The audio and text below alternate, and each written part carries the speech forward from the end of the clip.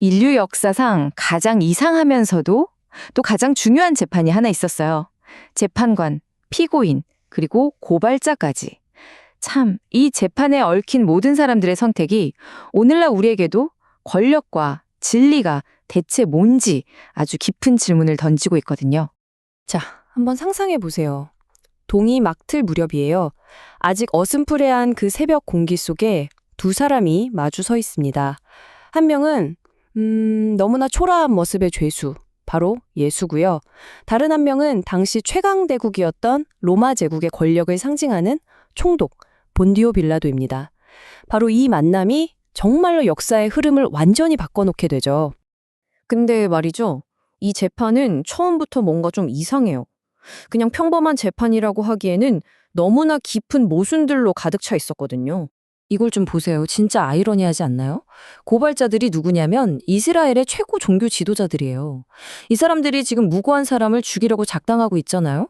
그런데 정작 총독 관저에는 안 들어가요. 왜?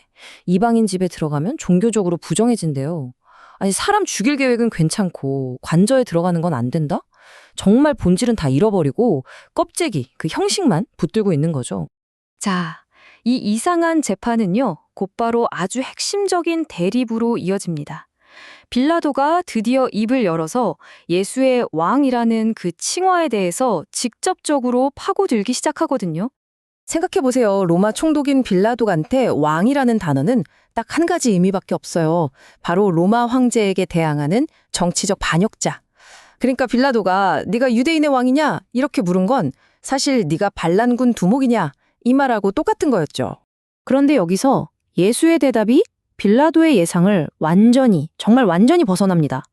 그렇다고 나 왕 아닌데요? 하고 부인하는 것도 아니에요. 대신 뭐라고 하냐면 내 나라는 이 세상에 속한 게 아니다 라고 선언해버리죠.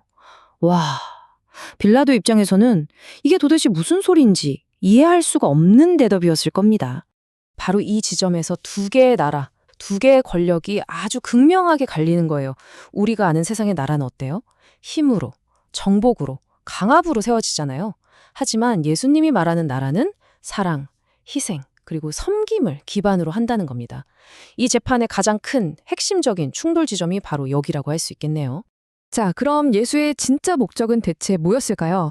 이제 이야기는 정치적인 질문을 넘어서 그의 사명이라는 훨씬 더 근본적인 문제로 깊숙이 들어갑니다. 한번 생각해 보세요. 지금 목숨이 왔다 갔다 하는 죽음을 바로 코앞에 둔 순간이잖아요. 그런데도 예수의 초점은 딱 하나였어요. 바로 진리를 증언하는 것. 그 어떤 위협이나 회유에도 조금도 흔들리지 않고 자신의 사명이 뭔지 분명하게 밝히고 있는 거죠. 네, 바로 이 진리라는 단어가 이 재판의 완전한 핵심입니다. 그럼 도대체 예수가 말한 그 진리는 과연 뭘까요? 여기서 한번 크게 세 가지로 정리해서 살펴볼게요.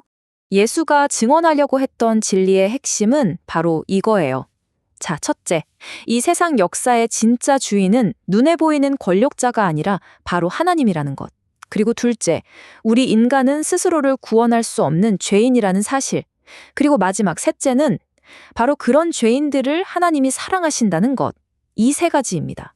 자, 이렇게 거대한 진리 앞에서 이제 빌라도는 선택을 해야만 합니다. 그리고 그의 반응은요, 역사상 가장 유명하면서도 동시에 가장 냉소적인 질문으로 남게 되죠. 아, 이 장면의 비극은 정말 대단해요. 진리 그 자체가 사람의 모습으로 바로 눈앞에 서서 말하고 있잖아요. 그런데 빌라도는 진리가 뭐냐 묻기만 하고 대답은 들을 생각도 안 하고 그냥 등을 돌려 나가버려요. 진지하게 탐구하는 대신에 그냥 회피하는 길을 선택해버린 거죠. 여기서 진짜 중요한 건요, 빌라도가 진실을 몰랐던 게 아니라는 거예요. 그는 자기 입으로 똑똑히 말했어요. 나는 저 사람에게서 아무 죄도 찾지 못했다라고요. 그러니까 알면서도 외면한 거예요. 자신의 정치적인 자리, 자기 안위를 지키려고 자기가 알고 있는 진실을 그냥 배반해버린 거죠. 결국 보면 진리 앞에서 인간의 반응은 딱 이렇게 세 가지로 나뉘는 것 같아요. 첫째, 빌라도처럼 자기 이익을 위해서 진리를 그냥 무시해버리는 것.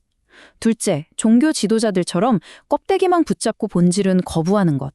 그리고 마지막으로 그 진리의 목소리에 귀를 기울이고 따르는 거죠. 이게 참 2000년 전의 이야기인데 오늘날 우리에게도 똑같은 질문을 던지고 있는 셈이에요. 자, 그렇다면 시간은 흘러서 역사는 이 재판을 과연 어떻게 판결했을까요? 그날 법정에서 보였던 권력 구도랑 실제 역사의 평가는 정말이지 완전히 달랐습니다. 그날 그 법정의 주인은 누가 봐도 빌라도였어요. 맞죠? 하지만 역사는 빌라도를 어떻게 기억하나요? 진실을 외면한 실패자로 기억하죠.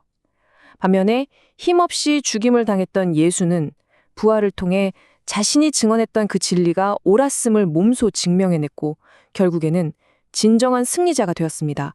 그리고 예수가 남긴 이 마지막 말이 이제 그 질문의 화살을 바로 여러분에게로 돌립니다. 무릇 진리에 속한 자는 내 음성을 듣는다.